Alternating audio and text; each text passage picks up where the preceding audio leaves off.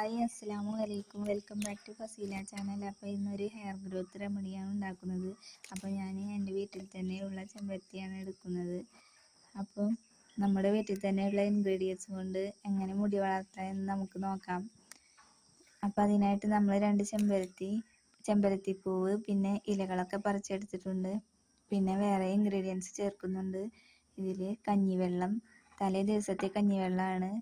പിന്നെ ചെമ്പരത്തിയില, കഞ്ഞിവെള്ളം എന്നിവയൊക്കെ നമ്മുടെ മുടിക്ക് നല്ല ലെങ്ത് വെക്കാൻ വളരെ നല്ലതാണ്. അപ്പോൾ കഞ്ഞുണ്ണി എടുക്കുന്നുണ്ട്. കഞ്ഞുണ്ണി നമ്മുടെ മുടിക്ക് നല്ല കറുപ്പ് കിട്ടാനും മുടി പെട്ടെന്ന് വളരാനും തിങ്ങി നിറഞ്ഞ് വളരാനും ഒക്കെ നല്ലതാണ്. അപ്പോൾ നമുക്ക് ഇതിനായിട്ട് ചെമ്പരത്തിയില മിക്സിയിലേക്ക് ഇട്ട് കൊടുക്കാം.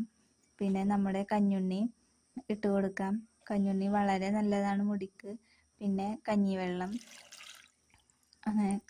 ഒഴിച്ച് കൊടുത്തു. ഇനി നമുക്ക് ചെമ്പരത്തി പൂവ് ഇട്ട് കൊടുക്കാം.